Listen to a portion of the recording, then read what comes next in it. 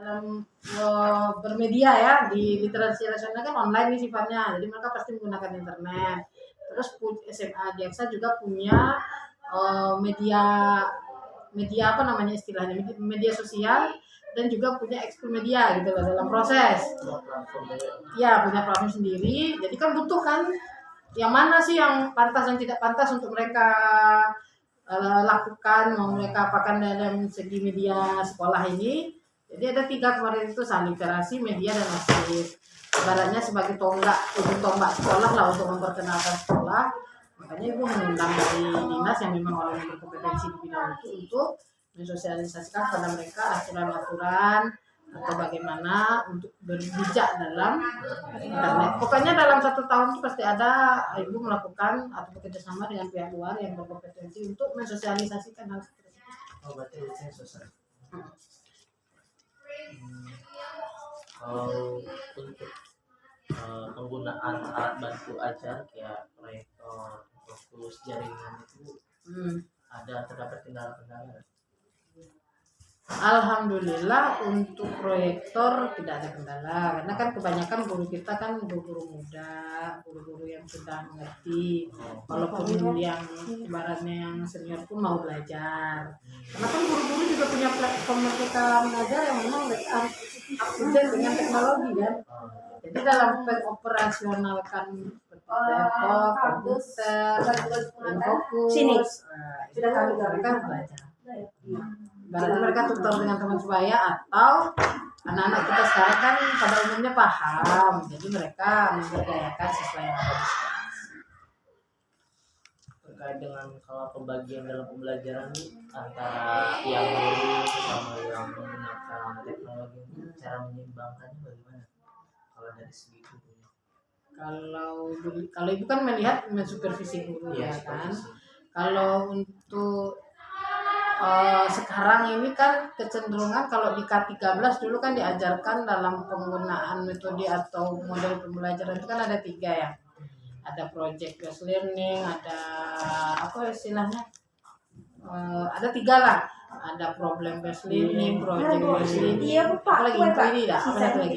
Itu kan selalu ada berkaitan dengan cara berpikir. Apakah cara siswa itu berpikir, apakah cara memberikan materi. Yang jelas itu pasti fakta dulu, contoh dulu. Biasanya guru membuat skenario, contoh itu pasti memutarkan video.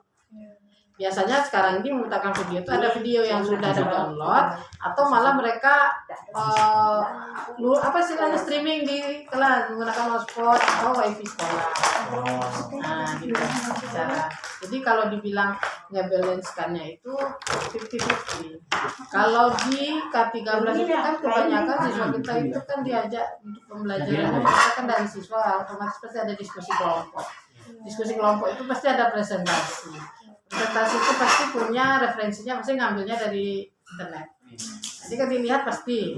Jadi mungkin kalau dipresentasikan mungkin 75-25 ya. Kebanyakan menggunakan teknologi dan ini ya digital kan. Iya 75-25 lah jatuhnya sekarang. Karena pasti dengan digitalisasi itu. Belum lagi banyak juga guru yang memberikan tugas kepada siswanya untuk aksi nyatanya buat TikTok ya kan?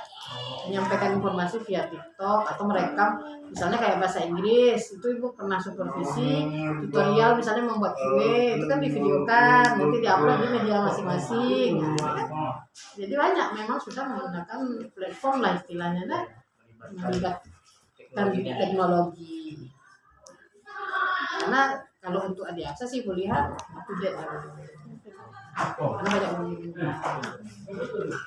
dan yang tua juga tak kalah nih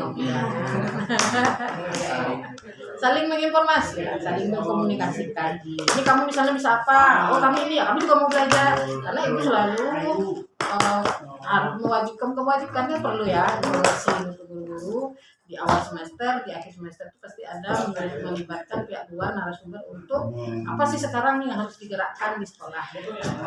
IHT, English Training khusus untuk pengembangan guru. Ya, karena kan dasar kita kan ada kalau sekolah ini kalau tahun 2 tahun belakang ini ada namanya rapor pendidikan dari Kemendikbud. Jadi kita tahu di sana kelemahan kita apa. kekurangan kita apa, jadi mau menyumbangkan di mana. Yang jelas konsep kurikulum sekarang kan digitalisasi, tapi tidak akan pernah lepas dari digitalisasi. Itu contoh untuk penilaian rapor pendidikan sekolah ini digitalisasi, punya platform sendiri.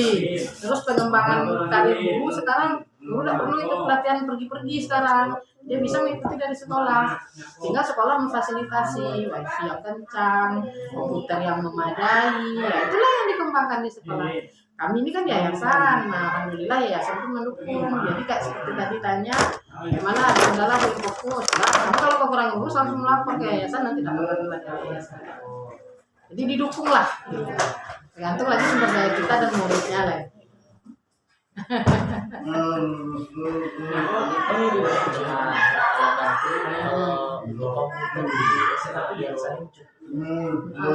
Kalau untuk semua siswa tidak ya, karena siswa kan banyak. Tapi kalau untuk standar labor, kami punya 2 labor komputer ada 40 yang 50 komputer sebenarnya, cuma 10 cadangan, 40 yang dipakai harian.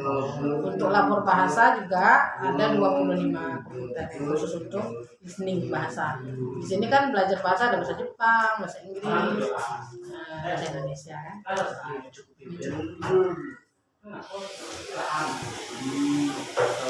secara pihak sekolah dan para pendidik untuk menyinggung sedikit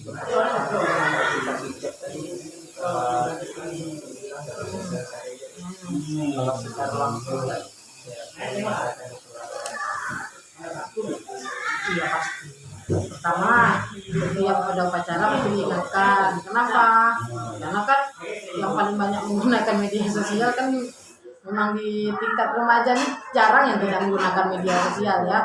Jangankan usia remaja, usia senja sekarang sudah banyak menggunakan media sosial, pasti dihimbau. Karena kan bisa kita liput kalau untuk persoalan media ini banyak kasus yang terjadi ya, itu pasti dihimbau.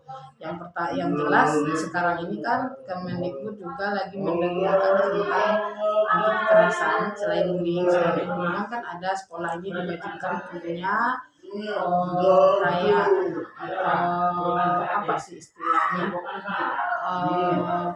kepanitiaan lah gitu, punya